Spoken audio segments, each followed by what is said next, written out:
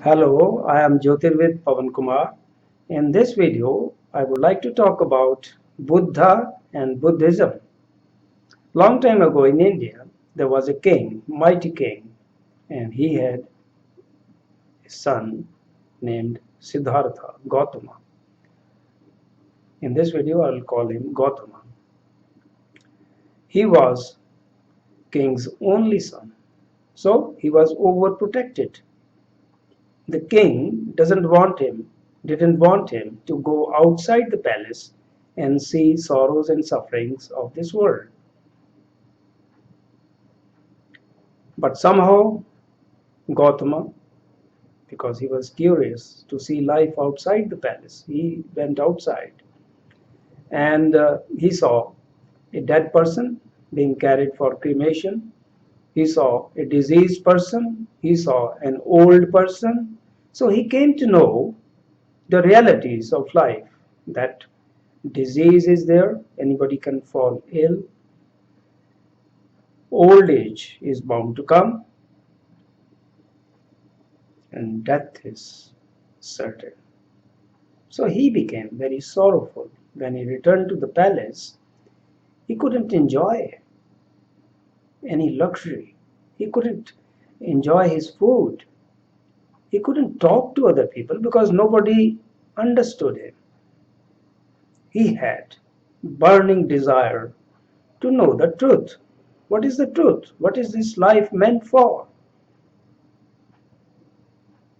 How can the sufferings of life be overcome?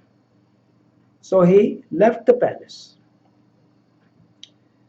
In spite of the fact that he was married and had a small baby, he left the palace because he was fully determined to get the answers to all his puzzling questions.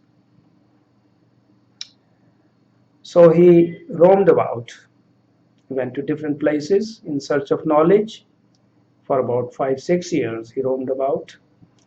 So he met certain people and he had 4 or 5 friends which were hoping that Gautama will find out the answers and tell them also. But in the meantime, they couldn't understand Gautama. They thought Gautama is just, wasting time and he won't be able to get answers to all these puzzling questions. So they left him and went to Varanasi, a place in India. Gautama was fully determined. And if a person is determined, God answers. So he sat in meditation and he went to the astral plane of existence and he got answers. So he was enlightened.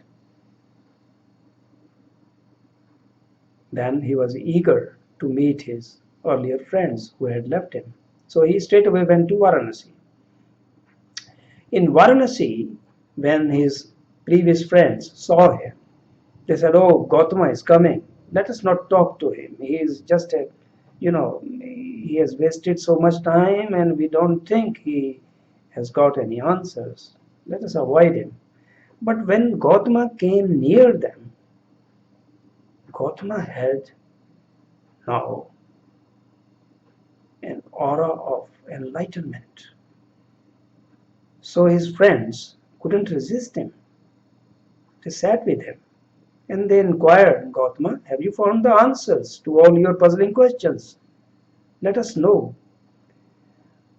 Well, Gautama said, "Now friends, look, first of all, don't call me Gautama." They said, "Oh, you are Gautama. You're the same person." He said, "No, I am now awakened. I fully understand the meaning of life, how to get rid of sufferings." So they said, "What should we call you then?" He said, "Since I am a fully awakened person, call me Buddha."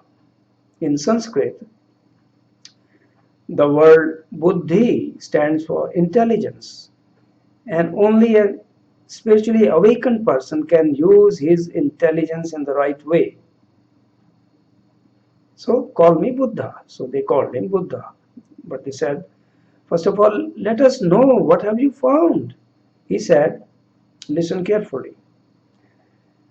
I have discovered that there are certain truths, call them noble truths. The first truth is,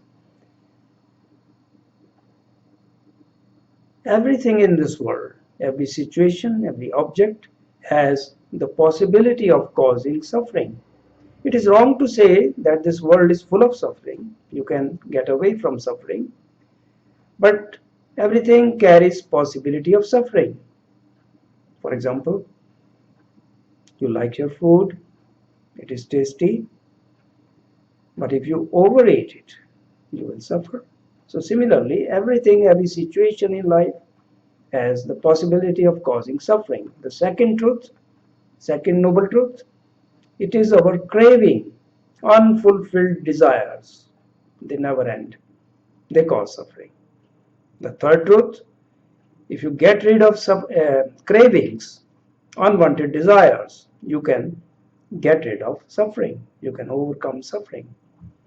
Lastly, in the fourth truth, he said, there is a code of conduct, and I divide it into 8 parts, 8 steps, which if you follow, you can overcome suffering in life.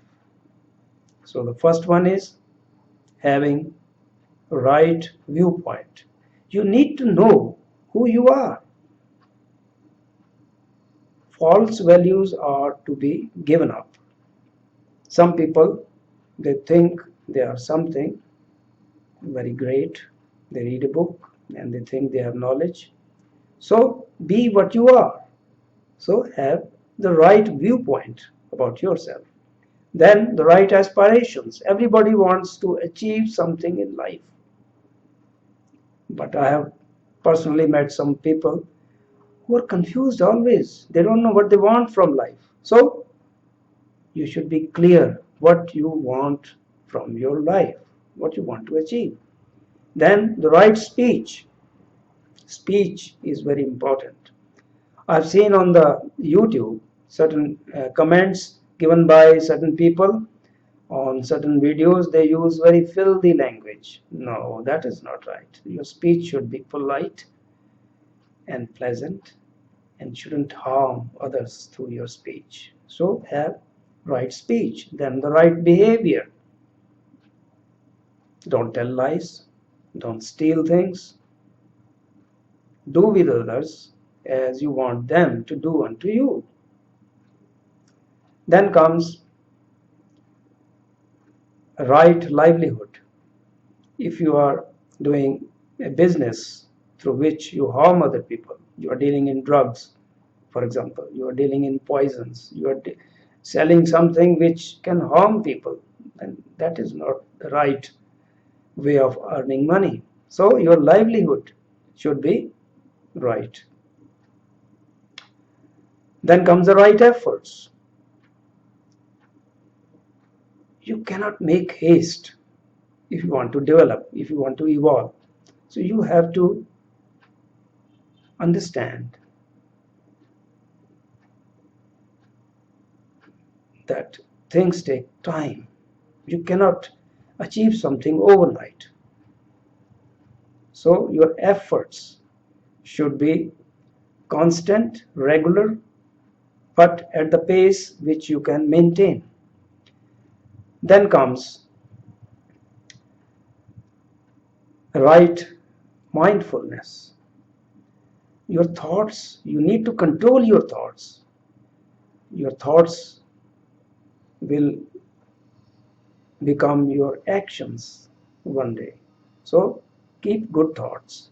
You are what your thoughts are. Then comes right contemplation. Now contemplation comes after meditation.